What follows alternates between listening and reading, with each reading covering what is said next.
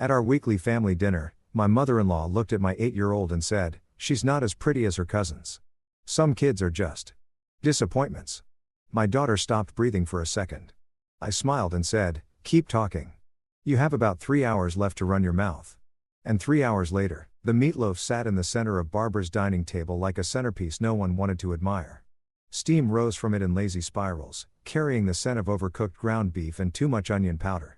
Derek Wyatt cut a piece for his daughter Ellie, placed it on her plate alongside a scoop of lumpy mashed potatoes, and watched as she poked at it with her fork. "Eat up, sweetheart," he said quietly. Ellie looked up at him with those wide hazel eyes, Leah's eyes, and gave him a small nod. She was 8 years old, rail-thin, with brown hair pulled into 2 neat braids that dear Eric had learned to do from a YouTube video 3 years ago. She wore a yellow sundress with daisies on it, the kind Leah used to pick out for her. Barbara sat at the head of the table, her gray hair pinned back in a tight bun that made her face look even more severe than usual. She'd set the table with her good china, the kind with the faded roses around the rim, and the overhead light buzzed faintly, casting everything in a harsh yellowish glow. Dear Eric's younger brother Tom sat across from him already halfway through his second helping while Tom's wife Jennifer picked at her salad and avoided eye contact with everyone. This was the routine. Every Sunday evening, Derek drove the 20 minutes from his house to Barbara's ranch-style home in the quiet part of Crestwood, North Carolina, because that's what Leah had asked him to do. "Take care of my mother," she'd whispered in the hospital, her hand trembling in his. "Promise me," he promised. For 3 years, he kept that promise. "How's school going, Ellie?" Jennifer asked, her voice bright and artificial. "It's good," Ellie said softly. "We're learning about fractions." "That's wonderful," Jennifer said, though her attention had already drifted back to her phone. Tom shoveled another fork full of meatloaf into his mouth. "This is great, Mom. You still got it." Barbara didn't smile. She was watching Ellie with that expression dear Eric had come to recognize over the months. A flatness in her eyes, a tightness around her mouth. It was the look she reserved for things that disappointed her. "Your cousins were here last weekend," Barbara said suddenly, her voice cutting through the murmur of conversation. "Emily and Rachel, such beautiful girls. Emily's already won 2 beauty pageants this year." Dear Eric felt his jaw tighten. He set his fork down slowly. "That's nice," he said evenly. "They're smart, too." Barbara continued, still looking at Ellie. "Emily's reading at a 6th grade level. And Rachel plays piano. She's very talented." Ellie's shoulders had started to curl inward, making her look even smaller in her chair. "Ellie's doing great in school," dear Eric said, his voice firm. "Her teacher says she's one of the top students in her class." Barbara waved her hand dismissively. "Oh, I'm sure she tries." The room went quiet except for the buzz of that overhead light. Tom cleared his throat uncomfortably. Jennifer suddenly became very interested in her water glass. Dear Eric watched his daughter's face. Ellie was staring down at her plate now, her hands folded in her lap, her body language screaming what she couldn't say out loud. "I want to disappear." "She's not as pretty as her cousins," Barbara said flatly, as if she were commenting on the weather. "Some kids are just disappointments." The word hung in the air like smoke. Dear Eric felt something crack inside his chest. Not break. He broke in 3 years ago when Leah died. This was different. This was the sound of the last thread of patience snapping. He lifted his head slowly and looked at Barbara. Really looked at her, at this woman he'd paid for, supported, enabled, all because his wife had loved her and asked him to take care of her. This woman who had never once said, "Thank you," never once acknowledged what he'd sacrificed, never once showed an ounce of warmth to the granddaughter who'd lost her mother.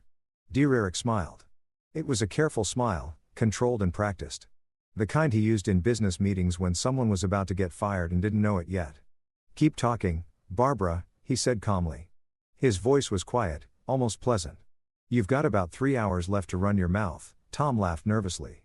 "Derek, come on, man." 3 hours, Derek repeated, still smiling. He reached over and gently placed his hand on Ellie's shoulder. "Finish your dinner, sweetheart. We're leaving soon." Barbara's eyes narrowed. "What's that supposed to mean?" Dear Eric didn't answer. He took another bite of meatloaf, chewed slowly, and let the silence stretch out. Jennifer had gone pale. Tom was looking between Derek and Barbara like he was watching a tennis match. "You can't seriously be upset," Barbara said. "I'm just being honest. The girl needs to know." "Her name," Dear Eric interrupted, his voice dropping lower, "is Ellie. And you just called my daughter a disappointment to her face." "Oh, for heaven's sake." Dear Eric stood up. The chair scraped against the linoleum floor loud in the sudden quiet. Come on, I'll get your jacket. Ellie didn't need to be told twice. She slid out of her chair and hurried toward the coat rack by the door. You're being ridiculous, Barbara said. But there was something uncertain in her voice now. I was just 3 hours, Derek said again. He pulled his car keys from his pocket. That's how long you have left to enjoy the life I've been paying for. He walked out without looking back. The drive home was quiet except for the hum of the engine and the occasional rush of air as other cars passed them on the highway. Street lights swept over the windshield in steady pulses. White, yellow, like a heartbeat. Dear Eric kept his hands at 10 and 2, his breathing controlled, his mind already making calculations. In the rear view mirror, he could see Ellie curled up in her booster seat, her eyes closed. She wasn't asleep. He could tell by the way her eyelids fluttered, but she was pretending to be. And he let her have that. The anger hadn't faded. It sat in his chest like a hot coal, steady and constant. But Dear Eric had learned a long time ago how to use anger, how to let it fuel him instead of control him. 3 years. 3 years of bending over backward for Barbara. 3 years of writing checks and making sacrifices and gritting his teeth through her casual cruelty. He paid her car note every month, $387 like clockwork. He'd covered her supplemental health insurance when Medicare wasn't enough, $240 a month. He'd contributed $4,000 toward her knee surgery last year when she'd claimed she couldn't afford it. He'd send her help. Money every few months, $1,500 here, $300 there. Whenever she called with some crisis or another, and for what? So she could call his daughter a disappointment. Dear Eric's hands tightened on the steering wheel. He glanced in the rear view mirror again. Ellie had opened her eyes now. She was staring out the window at the passing trees, her expression blank. Daddy, she said quietly. Yes, sweetheart. Am I pretty? Dear Eric felt that crack in his chest widen. He pulled off at the next exit, not their usual route home, and turned into the empty parking lot of a closed grocery store. He put the car in park, unbuckled his seat belt, and turned around to face her. Look at me, yell. She did. Those hazel eyes were brimming with tears. Now ooh, he said firmly, are beautiful. You're smart. You're kind. You're everything your mom and I ever hoped for. He reached back and squeezed her small hand. And anyone who says otherwise is wrong. Do you understand me? But Grandma said, Grandma, Derek said slowly, is a bitter, unhappy person who takes her misery out on everyone around her. That's not about you. That's about her. Ellie sniffled. Are we going back next Sunday? No, ever. Derek paused. He thought about Leah. About that promise he'd made. Take care of my mother. But Leah had never known how Barbara would treat Ellie. Leah had died. Believing her mother was just difficult. Not cruel. If Leah had seen what happened tonight, if she'd heard Barbara call their daughter a disappointment, she would have been the first one out the door. No, Dear Eric said again. Not ever. He'd kept his promise to a dead woman long enough. It was time to keep his promise to the living one sitting in the back seat. Monday morning came with the kind of crystalline clarity that follows a major decision. Dear Eric woke at 6, made coffee, got Ellie ready for school, and dropped her off with a hug that lasted longer than usual. Then he drove to his office, a small accounting firm, where he was a partner, closed his door, and pulled up his laptop. First, he opened his banking app. Barbara's car payment was set to autodraft on the 15th of every month. Derek navigated to the scheduled payment section and hit cancel. The confirmation popped up immediately. Payment canceled. Next, the supplemental health insurance. He called the insurance company, navigated through the phone tree, and finally reached a representative. I need to remove a covered person from my policy, he said. Sure thing. Can I have the policy number? He rattled it off. The representative typed something, then asked, and who are you removing? Barbara Hutchkins. Okay. And when would you like this to take effect? Immediately. All right, sir. I've made that change. She'll receive a notification in the mail within 5 to 7 business days. Perfect. Thank you. He hung up and moved on to the next item, the knee surgery. Barbara's surgeon had set up a payment plan and Derek had been covering it $120 a month for the past 8 months. He called the billing department. I need to cancel my automatic payments for account number 77432B. Let me pull that up. Okay, I see it. Can I ask why you're canceling? The patient needs to handle her own finances going forward.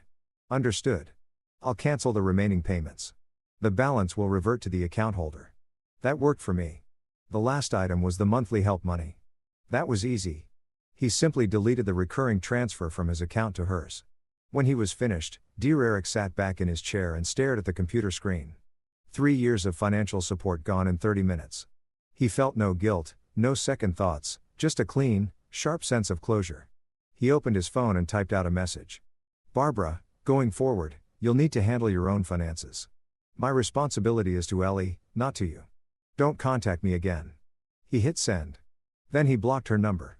His phone rang 6 seconds later. A call from an unknown number. He let it ring. It went a voicemail. 2 minutes later, another call. Same thing. By noon, she tried 11 times from different numbers. Dear Eric ignored every single one. At 3:15, he picked Ellie up from school. She climbed into the car with her backpack and a drawing she'd made in art class. A house with a big sun over it and 2 stick figures holding hands. That's us, she said, showing it to him proudly. It's perfect, he said, and meant it. That night, they ordered pizza and watched a movie. And for the first time in 3 years, Dara didn't spend a single second worrying about Barbara's needs. She'd won a war. Now she had won. 2 weeks passed in relative peace. Ellie's smile came back little by little. She laughed more. She drew more pictures. Dear Eric started sleeping through the night again, no longer waking at 2 a.m. with a nagging guilt that he should check his phone to see if Barbara needed something. Then, on a Tuesday afternoon, Derek came home from work to find Barbara standing on his front porch. She was wearing a navy blue pantsuit that looked like she'd borrowed it from someone else. Too big in the shoulders, too long in the sleeves. Her hair was down for once, framing her face in a way that made her look older and somehow more fragile, but her eyes were hard. We need to talk, she said. Derek closed his car door slowly.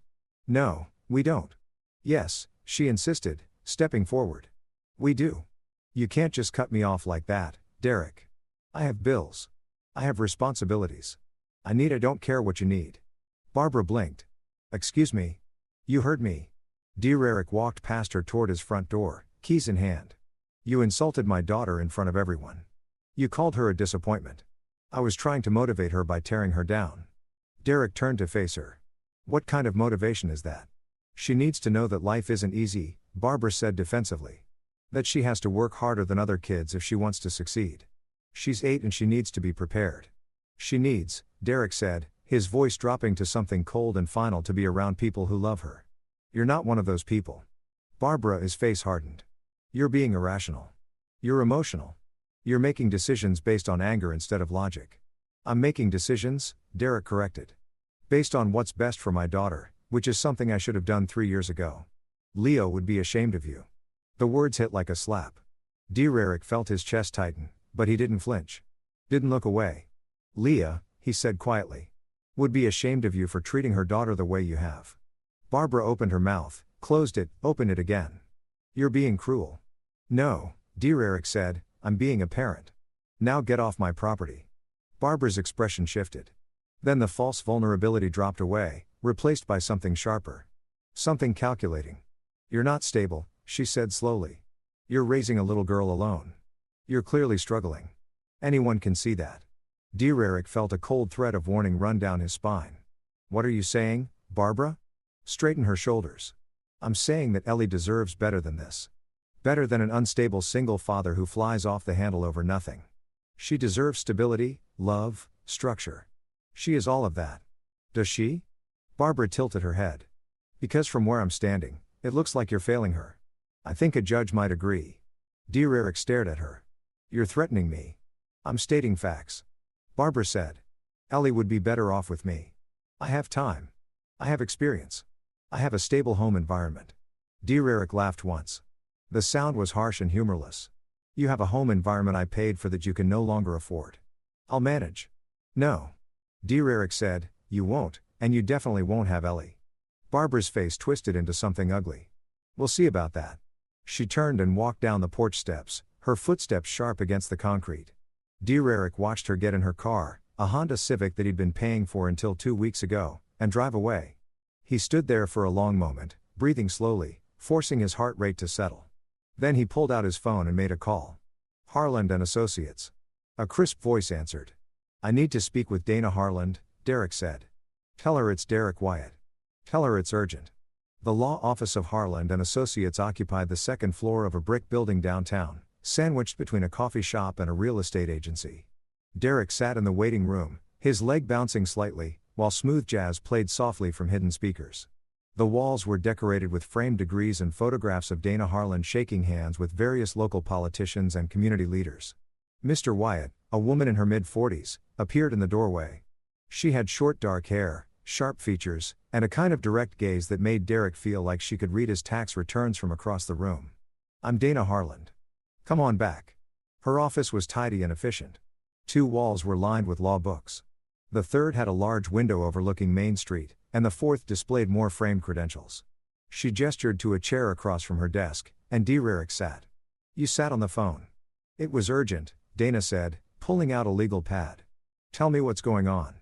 Derek told her everything: the dinner, the insult, the years of financial support, Barbara's visit to his house, and her threat about custody. Dana listened without interrupting, occasionally making notes. Her expression neutral. When he finished, she set down her pen and looked at him directly. "How serious do you think she is?" "Very," Derek said. "She meant every word." Dana nodded slowly. "Okay, first thing you need to understand, custody cases involving grandparents are real and they can be difficult.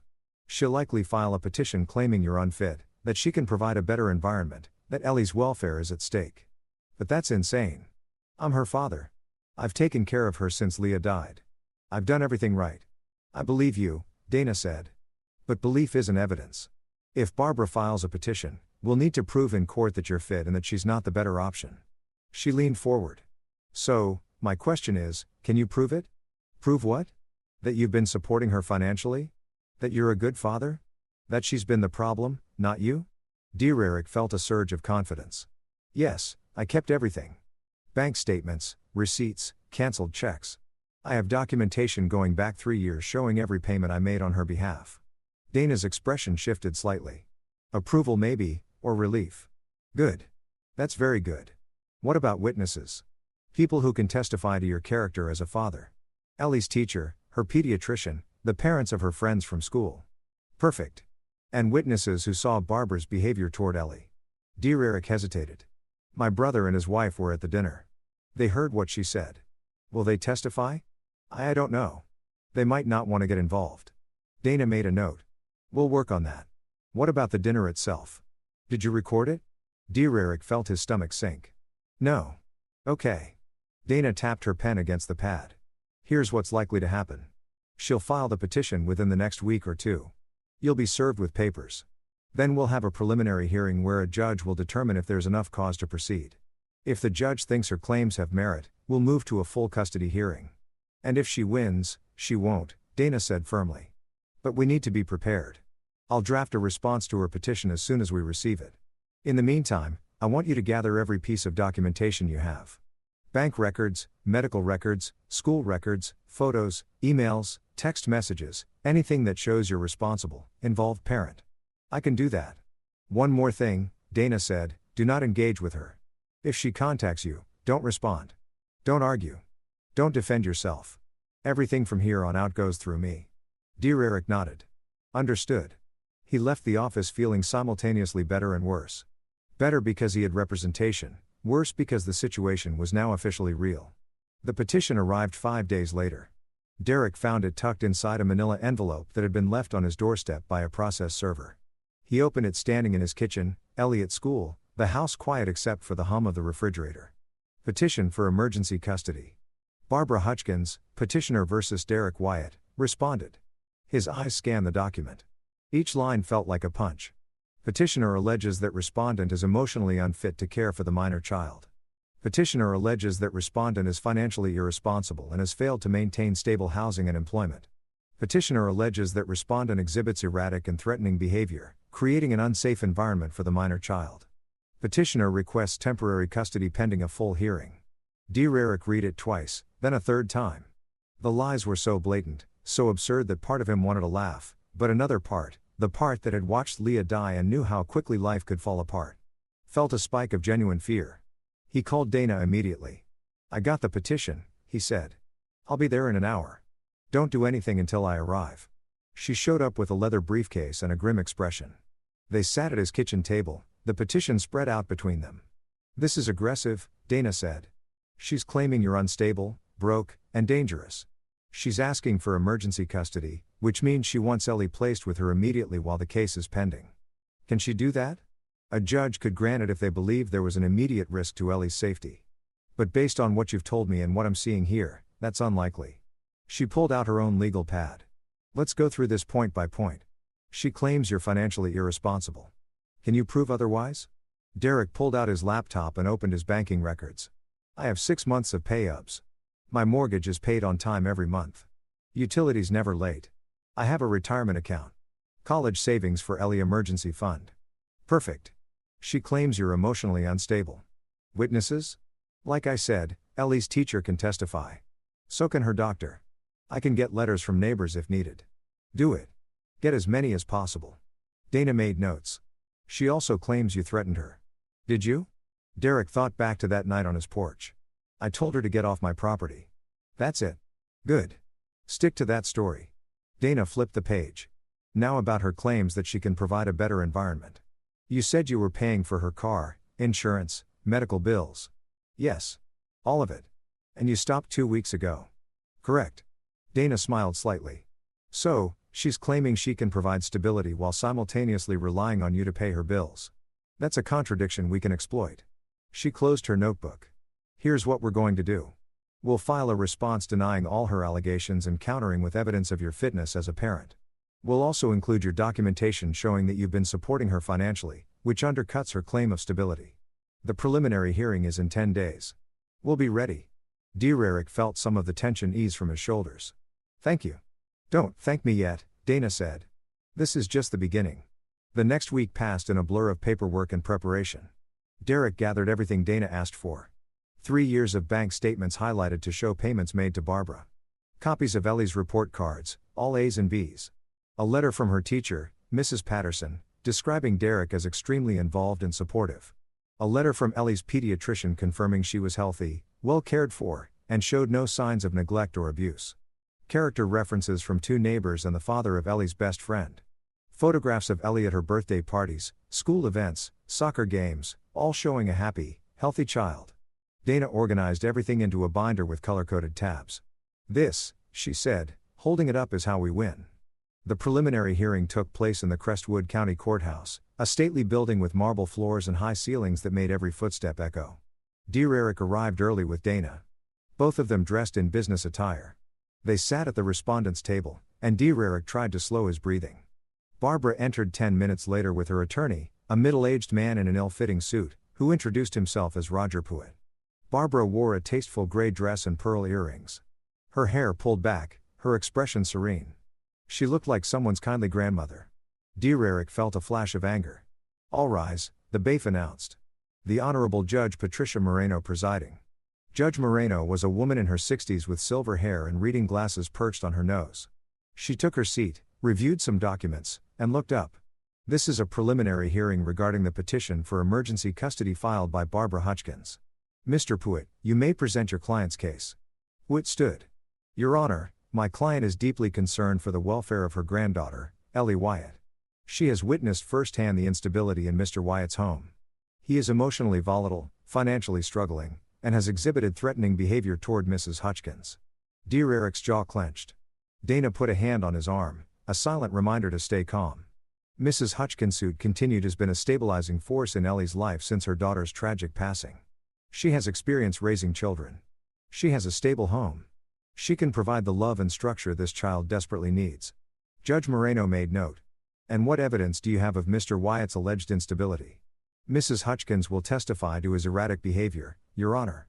Additionally, she has financial records showing that Mr. Wyatt has been unable to maintain consistent support for even his own family.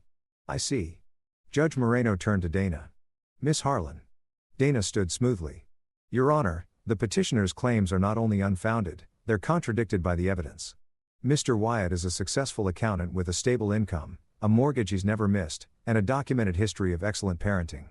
We have letters from Ellie's teacher and pediatrician, both of whom attest to his fitness as a father and the allegations of threatening behavior.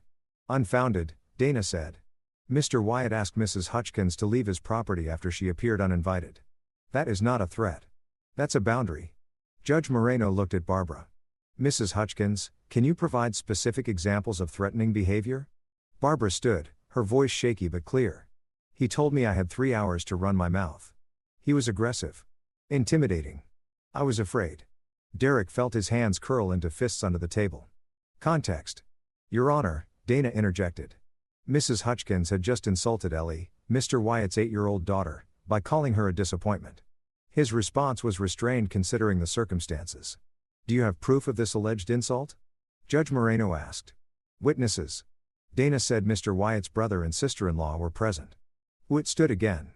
Your Honor, even if that's true, it doesn't justify. I'll decide what it justifies, Mr. Pruitt. Judge Moreno looked down at her notes. Mrs. Hutchins, you claim Mr. Wyatt is financially irresponsible. Can you provide documentation? Barbara glanced at Pruitt, who nodded. Your Honor, my client has been assisting Mr. Wyatt financially since his wife's death. She's been helping with bills, groceries.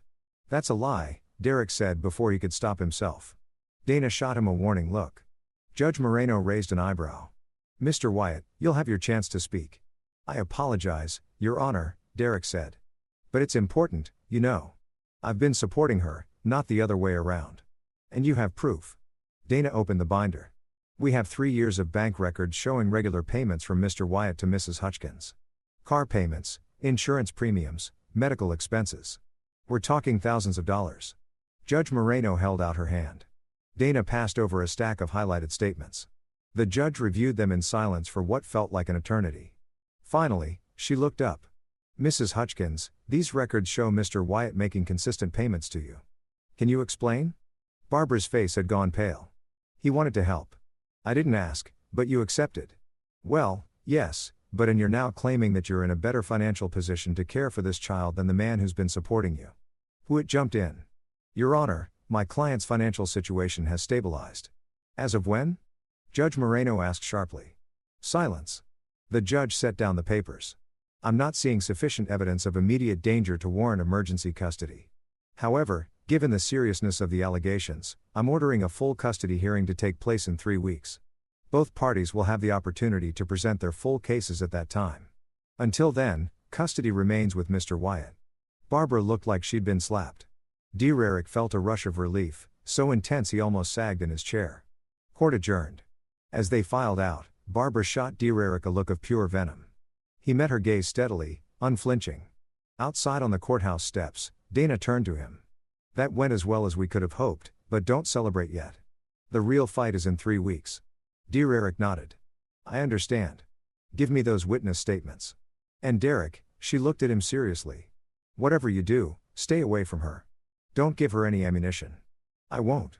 He drove home, picked up Ellie from the neighbor who'd been watching her, and made dinner. They ate macaroni and cheese at the kitchen table, and Ellie talked about her day, about the frog they'd found on the playground, about how she'd gotten a gold star on her spelling test. Derek listened, responded, smiled in all the right places. But part of his mind was already 3 weeks ahead, preparing for the next battle. Barbara wasn't going to stop. Neither was he. The 3 weeks between hearings moved like sludge. Every day felt stretched thin, like Derek was walking through water. You went to work, picked Ellie up from school, made dinner, helped with homework, tucked her into bed. Normal routines. But underneath it all was a constant hum of anxiety. On Wednesday of the second week, Dana called.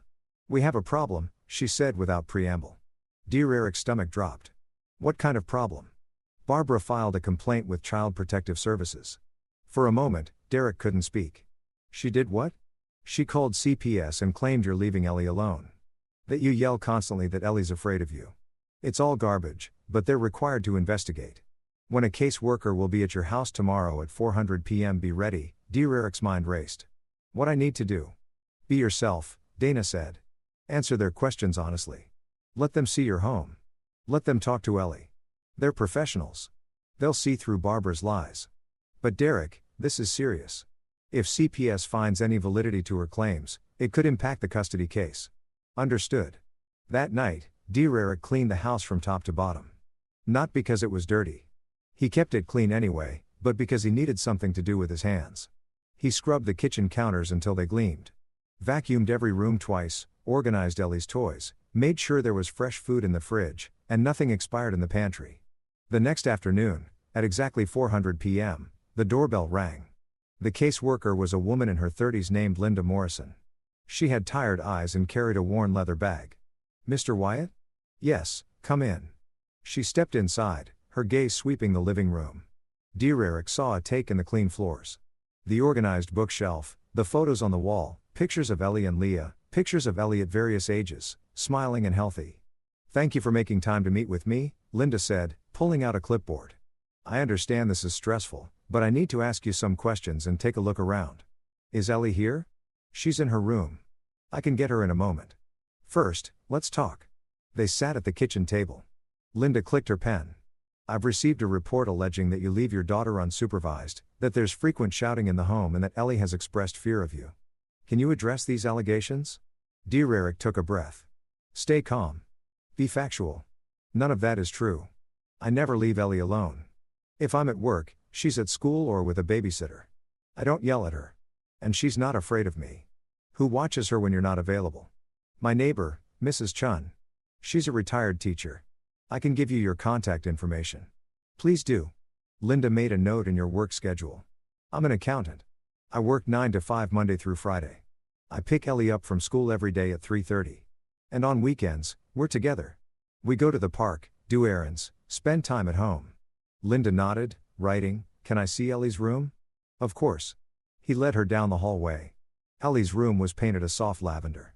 There was a twin bed with a purple comforter, a bookshelf overflowing with books, a desk with her school supplies neatly arranged. Drawings covered one wall. Rainbows, flowers, stick figure families. Linda looked around carefully. Does Ellie have her own space? Yes, this is hers. And you maintain it like this. Or does she? We both do. I help her keep it clean. Linda made another note. Can I speak with Ellie now? Yes. Dear Eric walked to the doorway. Elle, can you come out here for a minute? Ellie appeared, clutching a stuffed rabbit. Her eyes went wide when she saw Linda. Hi, Ellie. Linda said gently. My name is Linda. I'm here to make sure you're happy and safe. Is it okay if I ask you a few questions? Ellie looked at Derek. He nodded encouragingly. It's okay, sweetheart. Just tell the truth. They sat in the living room. Linda asked Ellie simple questions. How she liked school, what she did for fun, if she had friends. Ellie answered quietly but clearly. Do you feel safe at home, Ellie? Yes. Does your dad take good care of you? Yes. Does he ever yell at you or hurt you? Ellie's face scrunched up in confusion. No. Daddy doesn't yell. And you're not afraid of him? No. Ellie looked at Dear Eric again, her expression worried now, like she was afraid she'd said something wrong. You're doing great, Elle, Dear Eric said softly. Linda smiled. Thank you, Ellie. You've been very helpful. She turned to Derek. I'd like to speak with some other people. Ellie's teacher, your neighbor, her doctor. Can you provide those contacts? Absolutely. Dear Eric gave her everything. Names, phone numbers, addresses. Linda packed up her clipboard and stood. I'll follow up with these references and submit my report to the court. If everything checks out, and for what I've seen today, this case will be closed. Dear Eric felt the knot in his chest loosen slightly. Thank you. Linda paused at the door. For what it's worth, Mr. Wyatt, I've done this job for a long time. I can tell when a child is scared or neglected. Your daughter is neither. She's happy. She's healthy. She loves you. Whatever's happening with the person who filed this report, don't let it distract you from that. After she left, Dear Eric sat on the couch with Ellie curled up next to him. His hands were shaking slightly, adrenaline finally leaving his system. Did I say the right things, Daddy? You said perfect things. You told the truth. Why was she here? Derek considered lying, then decided against it. Ellie was smart. She deserved honesty. Grandma told some people that I wasn't taking good care of you. The lady came to check if that was true. Ellie's eyes went wide, but that's not true. You take really good care of me. I know. And now she knows, too. Ellie was quiet for a moment, then in a small voice. Why does Grandma hate us?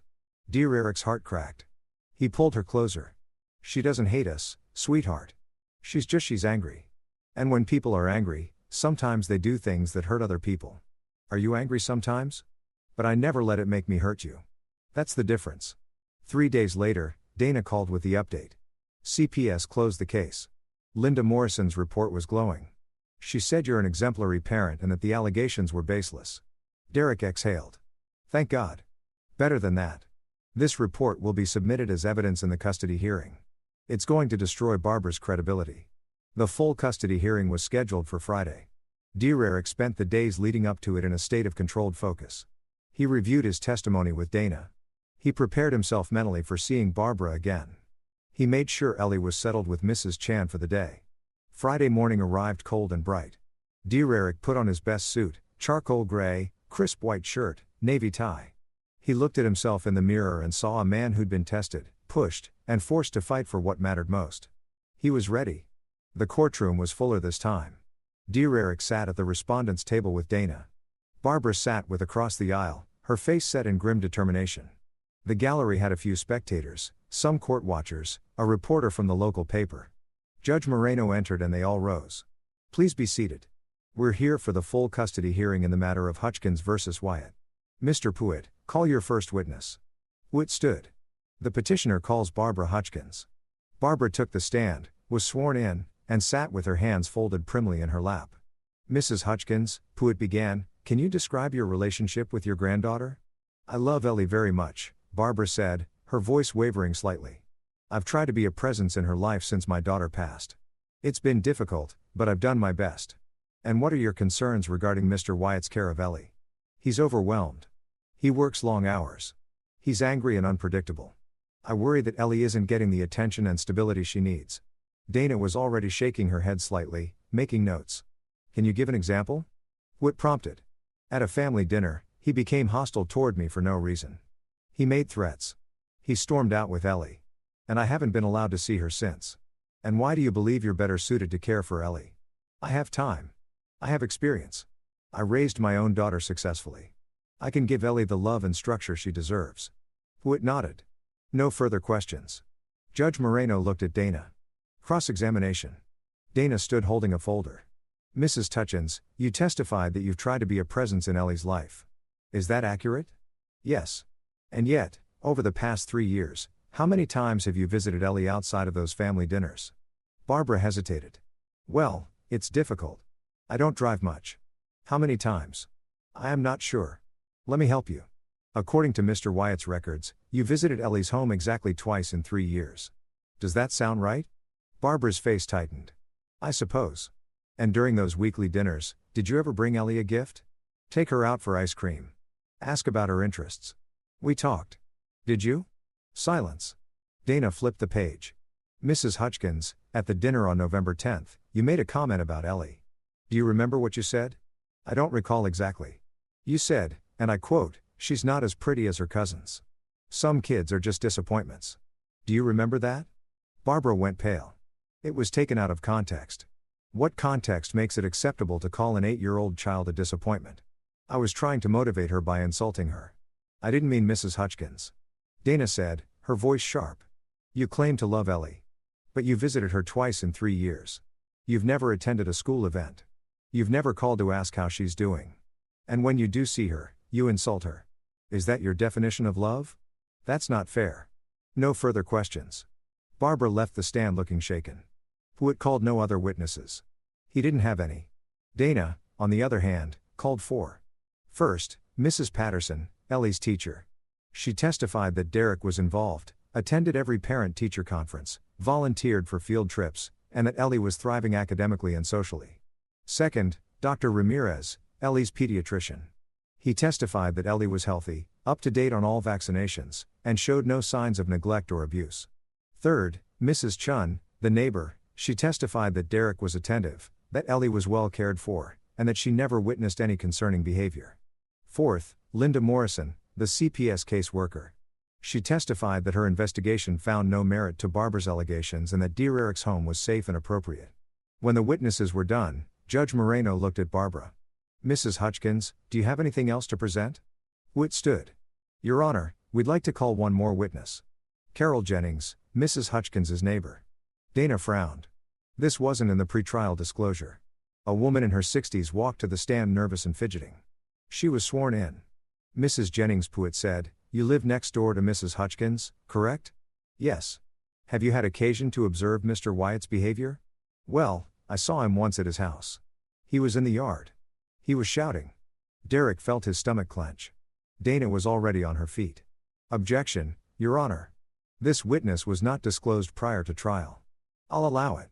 Judge Moreno said, but make it quick, Mr. Pruitt. Mrs. Jennings, what was Mr. Wyatt shouting about? I couldn't hear exactly, but he was very loud, very aggressive. Derek leaned over to Dana. I know what she's talking about. There was a raccoon in my trash can. I was yelling at it. Dana's eyes lit up. Your Honor, may I cross-examine? Proceed.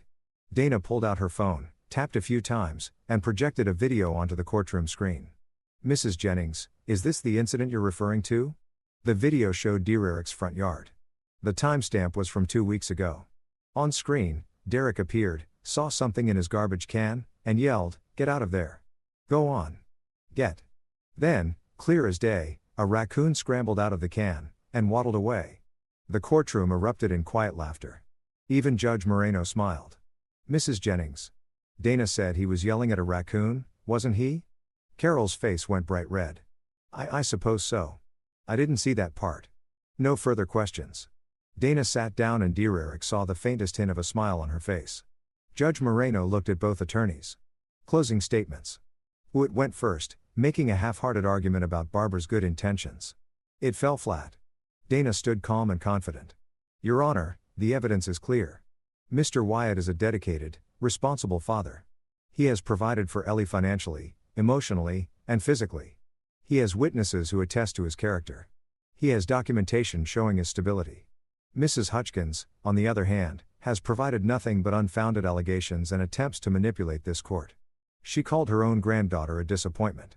She filed false reports with CPS. She has no credible evidence to support her petition. We ask that the court deny her request and grant Mr. Wyatt full custody. Judge Moreno reviewed her notes for what felt like an eternity. Finally, she looked up. I've heard enough. Based on the evidence presented, I find no grounds to remove Ellie from her father's care. Mr. Wyatt has demonstrated himself to be a fit and capable parent. Mrs. Hutchins has failed to prove otherwise. Therefore, I'm ruling as follows. Full custody remains with Derek Wyatt. Mrs. Hutchins is granted supervised visitation only contingent on her completing parenting classes and demonstrating consistent respectful behavior toward both Mr. Wyatt and Ellie. Additionally, Mrs. Hutchins is responsible for all her own financial obligations going forward. This court is adjourned. The gavel came down. Derek felt something release in his chest. Relief so profound it left him lightheaded. Across the aisle, Barbara sat frozen. Her face a mask of fury and disbelief. Pruitt was packing up his briefcase, clearly eager to be done with the case. Outside the courtroom, Dana shook Derek's hand. Congratulations. You won. Thank you for everything. You did the work, she said. You kept records. You stayed calm. You protected your daughter. That's what won this case. Derek drove home in a daze. He picked Ellie up from Mrs. Chen's house and they went home together. That evening, Derek and Ellie sat in the backyard. He'd strung up some lights a few months ago, little white bulbs that made the space feel cozy and safe. The air was warm, carrying the scent of cut grass and the faint hum of crickets. Ellie was curled up in a lawn chair, her stuffed rabbit in her lap. Derek sat beside her, feeling the tension of the past months finally beginning to ebb. Daddy, Ellie said quietly. Yes, sweetheart. Is Grandma still mad? Derek thought about how to answer. He could lie, tell her it would all be fine eventually, but Ellie deserved better than that. Probably, he said. She made choices that hurt people. And now she has to deal with the consequences of those choices.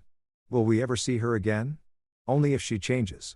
And even then, only if you want to. Ellie was quiet for a moment. Then she asked, Are we okay? Derek reached over and took her small hand in his. We're more than okay, Elle, we're free. She leaned against his shoulder, and they sat like that for a long time, watching the lights twinkle against the darkening sky. Derek didn't forgive Barbara. He wouldn't. Forgiveness required remorse, and Barbara had shown none. She tried to destroy him, tried to take his daughter, all because her pride had been wounded. But he protected what mattered. He'd drawn a line, held it, and won. And for the first time in 3 years since Leah died and left him holding all the pieces, Derek felt like they were finally whole again. Their family, small, imperfect, but theirs was safe. And that was enough.